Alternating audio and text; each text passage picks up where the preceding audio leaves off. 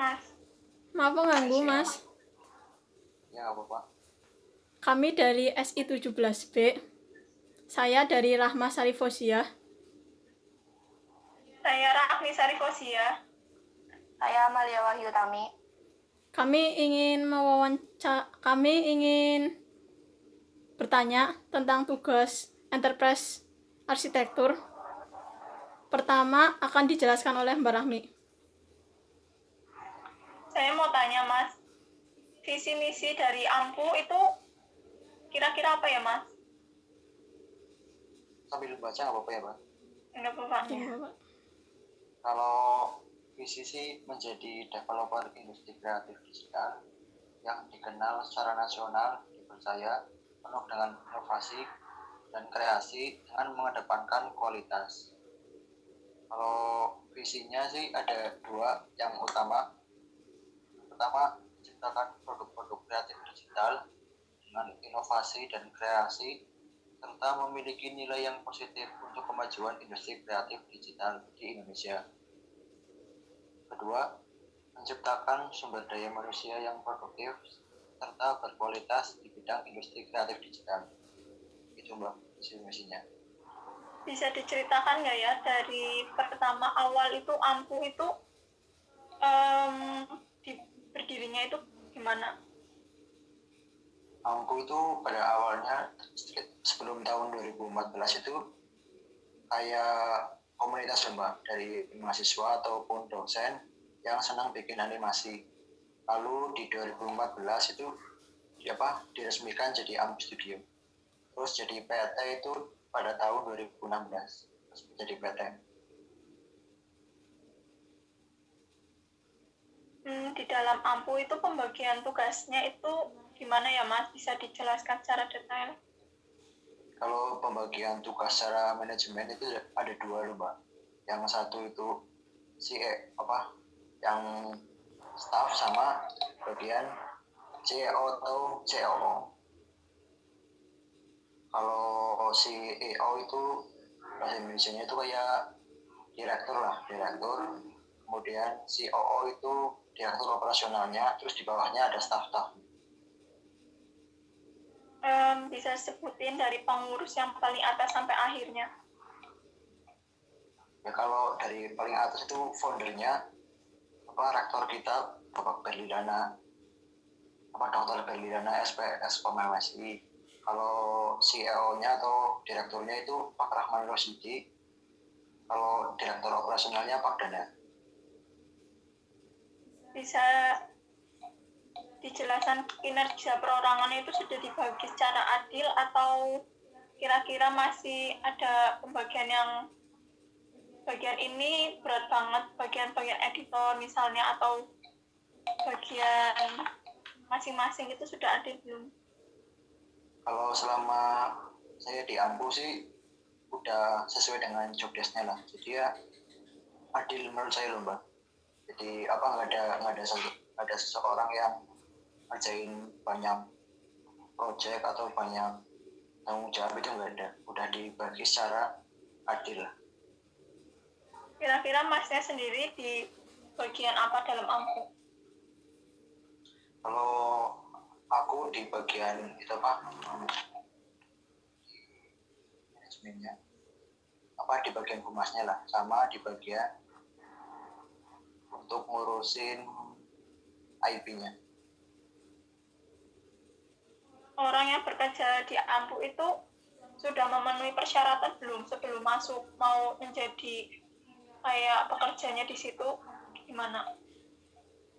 Kalau di aku sendiri itu sebelum masuk juga ada tesnya. Selain persyaratan umum juga persyaratan khusus. Misalnya dia masuk sebagai editor, ya kita tes dulu sebagai editor. Terus dia masuk sebagai misalnya animator, ya kita tes sesuai dengan standar AMPU.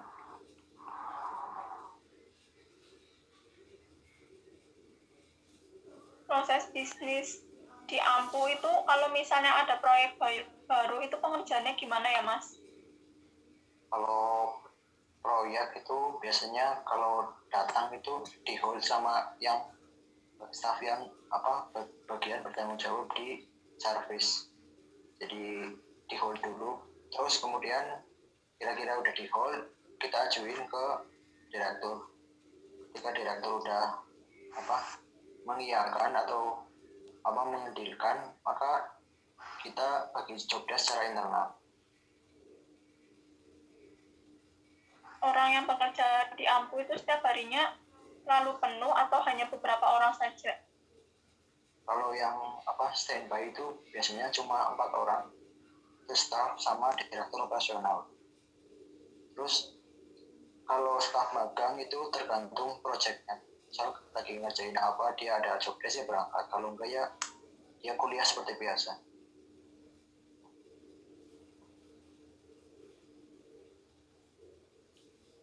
Pertanyaan selanjutnya akan dilanjutkan oleh Mbak Amalia Wahyu. Terus saya mau bertanya Mas tentang apakah pendataan perjanjian kerahasiaan sebelum pegawai AMPU diberikan hak akses? Kalau perjanjian kerahasiaan itu pasti ada loh Mbak. Jadi setiap orang mau kontrak bekerja di AMPU, kita selain tanda tangan kontrak kerja juga tanda tangan itu perjanjian kerahasiaan atau apa namanya NDA ya. Terus berapa kali AMPU melakukan inventarisasi aset? Inventaris aset itu biasanya kalau aset habis itu biasanya sebulan sekali. Itu terdiri dari ATK dan keperluan yang lainnya. Kalau aset yang tidak bergerak kayak kamera, lighting, komputer dan lain-lain itu setiap 3 bulan sekali.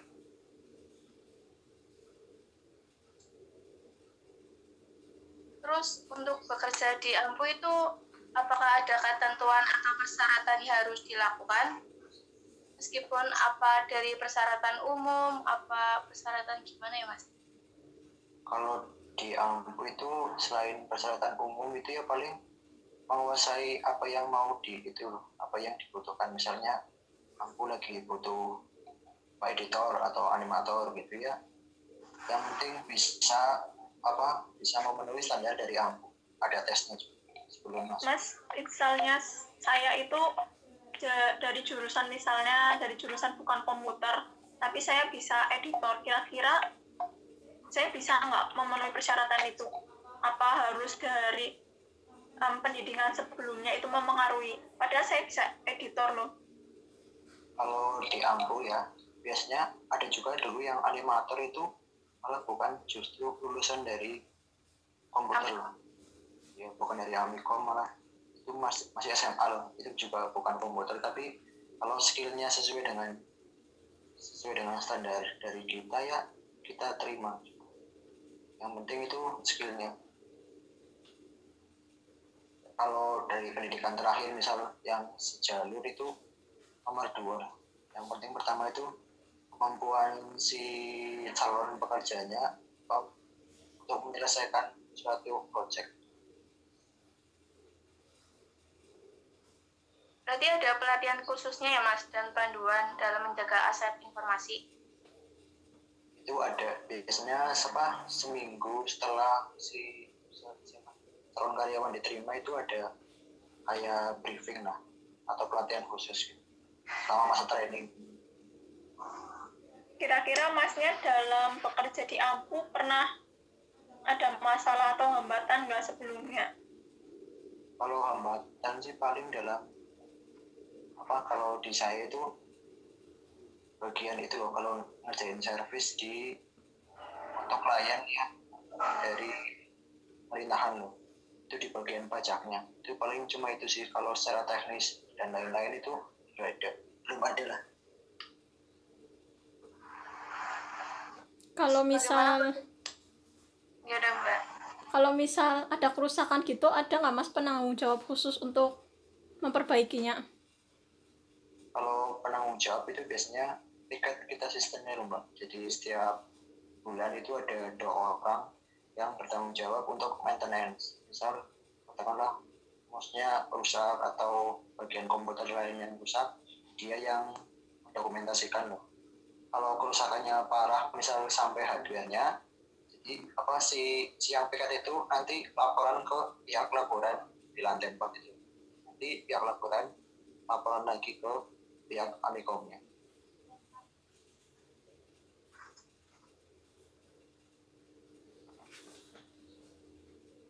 Terus bagaimana proses verifikasi data untuk penilaian kinerja di AMPU, Mas?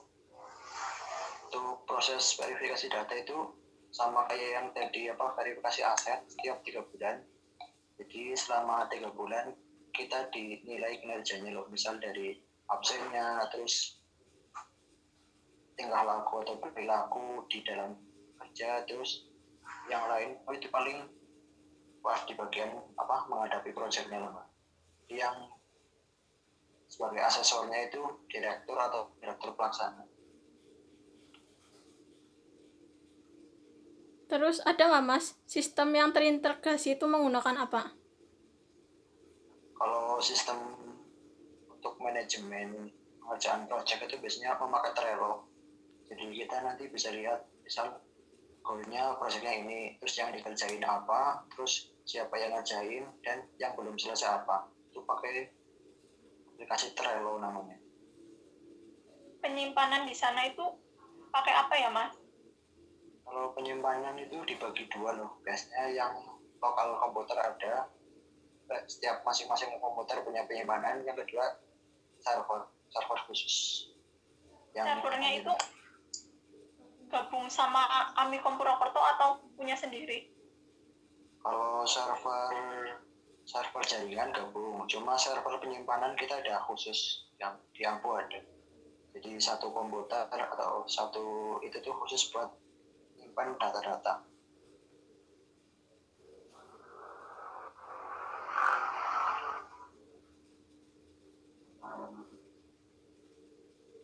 Terus setiap PC dilengkapi oleh program antivirus kan, Mas? Coba tolong jelaskan antivirusnya itu apa aja, terus yang dipakai itu ada berapa?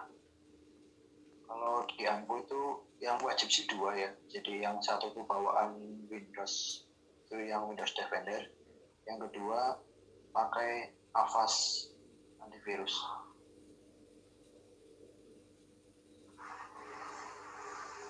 Terus nama aplikasi yang digunakan di AMPU itu ada apa aja ya Mas? Kalau aplikasi untuk 3D sendiri itu pakai Blender atau pakai Maya. Kalau editing video dan foto itu pakai produknya Adobe Premiere dan Photoshop dan lain-lain.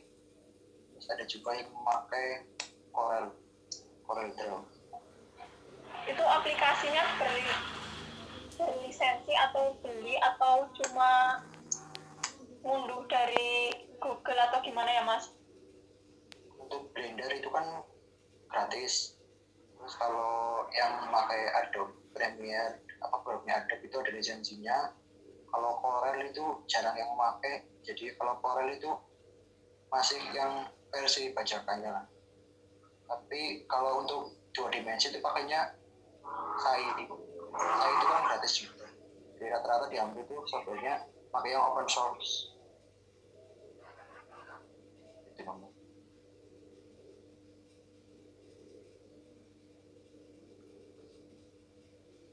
Terus apakah ada kebijakan tertulis dalam penggunaan server, internet, dan termasuk pengaksesan jaringan oleh user?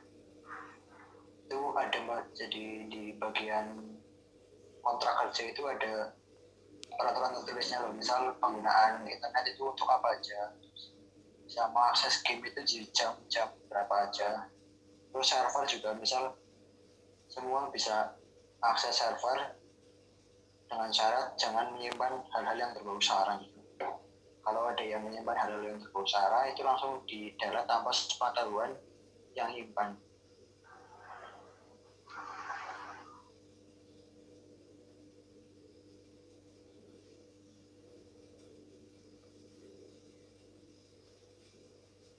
Oh iya Mas, di AMPU itu ada nggak ya target atau sasaran kedepannya itu mau seperti apa?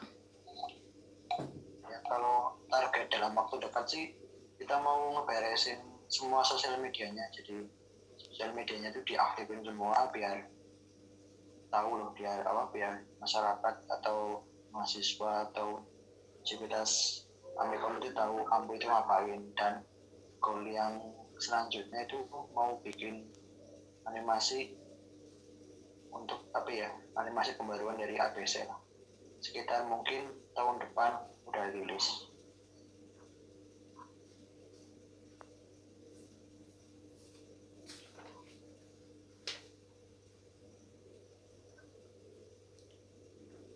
Oh iya, siapa yang mengakses data di Ampu ya Mas? Kalau data yang bersifat penting, misal kayak keuangan, laporan keuangan, itu yang bisa mengakses cuma direktur dan atasannya lah.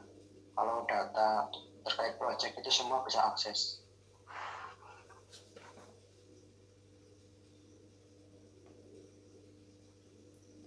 Bagaimana langkah perbaikan teknologi apabila di Ampu ada kerusakan? Kalau misal kerusakannya di software dan kita bisa handle sendiri, ya selama ini kita handle sendiri. Jadi saling membantu lah. Misal ada yang tahu cara betulin ini, kita bantu. Tapi kalau udah hardware itu biasanya pihak laporan atau pihak Amikomnya yang maintenance. Cukup Mas, ada tambahan untuk Mbak Rahmi dan Mbak Lia? Ya, Cukup. Terima kasih Mas wawancaranya. Maaf mengganggu waktunya. Terima kasih. Assalamualaikum. Waalaikumsalam.